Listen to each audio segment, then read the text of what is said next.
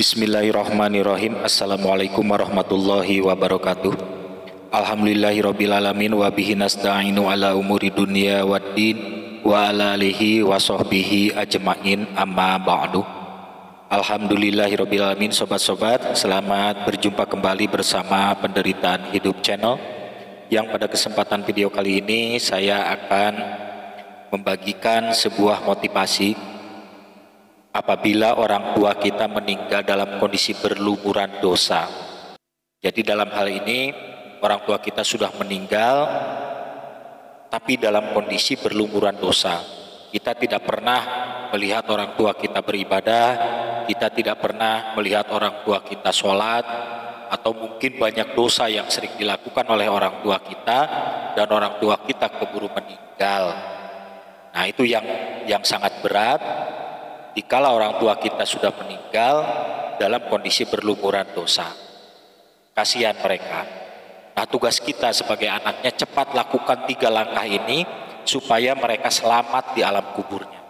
Soalnya kalau kita tidak membantu orang tua kita yang dalam kondisi meninggal berlumuran dosa seperti itu, bahaya bagi orang tua kita. Bagaimana nasibnya di alam kubur kalau seandainya kita tidak membantu? Soalnya apa? Namanya orang yang sudah meninggal berada di alam kubur itu sudah sulit untuk mendapatkan pahala lagi. Jadi untuk menembus dosa-dosanya itu dari mana? Kalau misalnya pahalanya saja sudah tidak ada. Hanya mengandalkan tiga yang bisa mendapatkan pahala almarhum atau almarhumah orang tua kita, hanya 3 bisa mendapatkan pahala. 1 dari anak yang soleh, 2 dari ilmu yang bermanfaat, 3 sedekah jariyah. Atau mungkin yang pertama itu sedekah jariyah, ilmu yang bermanfaat, anak yang soleh. Nah, salah satunya kita sebagai anaknya yang wajib membantu orang tua kita yang sudah meninggal dunia ini, yang sudah di alam kubur, supaya selamat dari segala mara bahayanya yang akibat dari dosa-dosanya yang selama hidup di dunia ini. 3 langkah ini yang harus kita lakukan sebagai anak. 1, mendoakan kepada orang tua secara rutin. Diutamakan tiap ba'da sholat. Itu dianggap wajib lah. Kita mendoakan orang tua harus dipaksakan dalam kondisi kita misalnya sibuk atau apa. Coba dipaksakan hanya untuk 1 kalimat saja mendoakan orang tua, itu diwajibkanlah, diusahakan, dianggap wajib oleh kita setiap ba'da sholat. Apa doanya? Bisa menggunakan bahasa sendiri atau bisa menggunakan doa yang sudah ada. Misalnya Allahumma gfirli wali walidayya warhamhuma kama rabbayani shaghira. Nah, itu doa yang umum ya, yang sering orang pakai untuk mendoakan kedua orang tua yang sudah meninggal.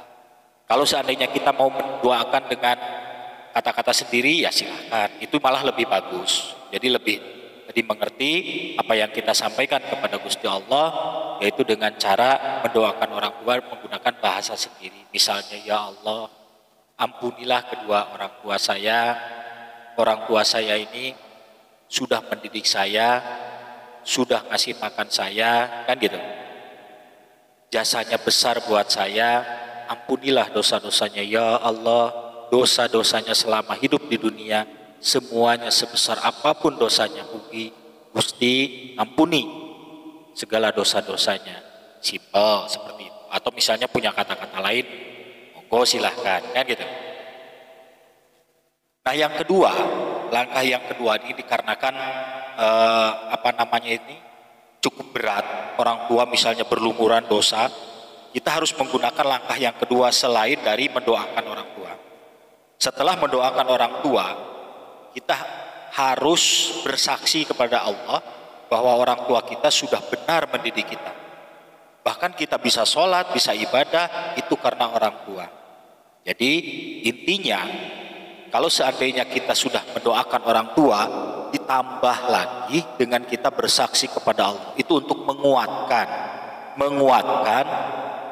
pahala buat orang tua kita. Sebesar apapun dosanya, semoga diampuni oleh Allah dengan cara kita bersaksi. Ibarat di pengadilan kita bersaksi kebaikan dari orang tersebut, itu istilahnya kan gitu. Bagaimana cara bersaksinya? Kita dengan mengucapkan pakai bahasa sendiri saja. Misalnya begini. Setelah tadi kita mendoakan, langkah yang pertama, Allahumma birli wali walidayya warhamhuma kama rabbayani shaghira, atau misalnya ya Allah, ampunilah dosa-dosa kedua orang tua saya yang sudah meninggal. Beliau tidak sempat beribadah, beliau misalnya tidak sempat, tidak pernah saya lihat sholat, beliau tidak sempat beramal soleh, tapi sebesar apapun dosanya ampunilah ya Allah. Dan saya bersaksi ya Allah di hadapanmu bahwa orang tua saya sudah benar mendidik saya. Saya dulu pernah diajari ngaji, saya dulu pernah dibawa ke tempat ustadz disuruh ngaji misalnya kan gitu. Atau misalnya saya dulu pernah dititipkan ke pondok pesantren, saya dulu pernah diajari bismillahirrohmanirrohim, dikenalkan dengan Quran oleh orang tua saya. Untuk itu saya bersaksi di hadapanmu bahwa orang tua saya sudah benar mendidik saya bisa sholat, saya bisa ibadah, bahkan saya bisa berdoa saat ini kepadamu, itu karena didikan orang tua saya. Orang tua saya sudah ngasih makan saya, menyekolahkan saya, menikahkan saya, dan alhamdulillah saya sudah punya anak, bisa sekolah anak saya punya pekerjaan, bisa ngasih nafkah anak istri saya. Itu jasa besar dari kedua orang tua saya ya Allah. Untuk itu ampunilah dosa-dosanya, sebesar apapun dosanya ampunilah ya Allah, karena jasa-jasanya besar buat saya dan keturunan saya. Nah itu dua langkah yang sudah kita bahas. Satu, mendoakan kedua orang tua, yang keduanya bersaksi di hadapan Allah bahwa orang tua kita sudah benar. Nah kita sambil dipikir dalam artian apa nih kebaikan orang tua kepada kita. Dulu pernah ngajar ngaji enggak? Seperti saya nih contohnya kan, orang tua dulu pernah mendidik saya alif, ba, ta, sa, jim, ha, ho. Nah itu orang tua saya pernah ngajari itu. Terus itu bapak ya. Kemudian ibu, ini ibu angkat lah, karena saya sudah tidak punya orang tua dari kecil. Ini ibu bapak angkat saya. Ibu angkat saya pernah ngajari wirid. Saya nanya ke ibu saya, masih kecil, masih 7 tahunan lah, 7-8 tahunan. Nih itu apa? Itu batu. Batu untuk apa? Untuk wirid. Wirid itu apa? Wirid itu baca ya Allah. Oh gitu, iya. Baca apa lagi? Subhanallah, alhamdulillah, astagfirullah. Diajari gitu sama apa? Ibu angkat saya. Diterapkan zikir itu, bahkan sampai saat ini saya bisa zikir, itu jasanya orang tua saya. Terus saya sudah umur 8 tahun dibawa, dituntun, dititipkan di ustadz untuk ngaji tiap sore. Pak Ustadz nitip anak saya ini suruh ngaji di sini, ngikuti ngaji di sini, kemudian bayaran per bulannya berapa, saya bayar. Nah itu bapak saya dulu seperti itu. Jadi ibu bapak saya pernah ngajari saya seperti itu, maka saya juga bersaksi. Walaupun ibu bapak saya alhamdulillah ibadahnya menurut saya sih bagus gitu kan, tapi walaupun bagus tetap saya bersaksi untuk menguatkan kondisi orang tua saya. Ya Allah, orang tua saya sudah benar mendidik saya sampai bisa berdoa, beribadah kepadamu, itu jasa besar dari orang tua saya. Nah gitu. Apalagi kalau misalnya kita punya orang tua yang tidak pernah kelihatan sholat, tidak pernah kelihatan ibadah, nah itu harus lebih digencarkan lagi kita mendoakan kedua orang tua tersebut. Apalagi orang tuanya pernah mendidik kita baik, atau misalnya pernah nyuruh sholat, pernah ngajak sholat. Nah itu diungkapkan di dalam saksi itu. Kita bersaksi di hadapan Allah bahwa orang tua kita pernah ngajak ngaji ke saya, pernah ngajak sholat ke saya, itu jasa baik orang tua saya kepada saya. Nah gitu. Jadi supaya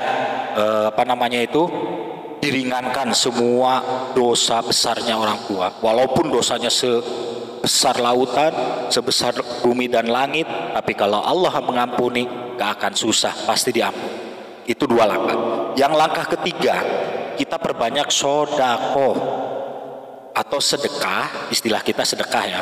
Istilah kita sedekah yaitu untuk orang tua. Jadi dianjurkan nih ya, saya memberikan saran kalau misalnya kita punya uang 50.000, kalau kita misalnya mau ngasih di kotak masjid atau di amal-amal mana lah gitu kan, misalnya 25.000 untuk kita, 25.000 untuk orang tua. Misalnya gini, ya Allah, niat saya sedekah, niat saya sodako 50.000, yang 25.000-nya sedekah saya, yang 25.000-nya lagi sedekah untuk orang tua saya yang sudah meninggal. Namanya Bapak Anu, Ibu Anu, sebutkan nama orang tua kita. Itu jauh lebih baik. Gak usah khawatir, oh kita rugi berarti kebagi 2. Oh jangan mikir gitu. Jangan mikir gitu. Allah tuh maha tahu. Kita bakal dapat pahala, orang tua kita bakal dapat pahala. Dan itu kalau bisa rutin. Bisa seminggu sekali atau tiap hari, silahkan, itu lebih bagus. Walaupun sedikit-sedikit tiap hari nggak apa-apa kalau misalnya kerjaannya dagang kan gitu. Kalau kita punya gajinya bulanan, sebulan sekali, nggak apa-apa. Yang penting kita dirutinkan untuk membantu orang tua dengan cara sodakoh. Itu penting. Nah itu kita sebagai anak yang soleh gitu kan, predikat soleh atau predikat soleha, itu bisa mencapai tingkatan 3 langkah ini, insya Allah orang tua bisa kebantu. Soal diampuni atau tidak itu urusan Gusti Allah, hak prerogatifnya Gusti Allah, tapi kita berjuang supaya orang tua kita bisa diampuni. Nah ini mudah-mudahan 3 langkah ini bisa dilaksanakan oleh kita semua, dan mudah-mudahan video ini bisa memotivasi kita semua yang sampai saat ini mungkin belum ingat atau belum keingetan. Dengan adanya video ini sedikit kebuka, sedikit keingetan, oh iya ya, mudah-mudahan bermanfaat. Jangan lupa like, comment, and subscribe, dan juga di klik lonceng subscribe-nya dan di share videonya, siapa tahu bermanfaat juga untuk orang lain. Terima kasih. Wassalamualaikum warahmatullahi wabarakatuh.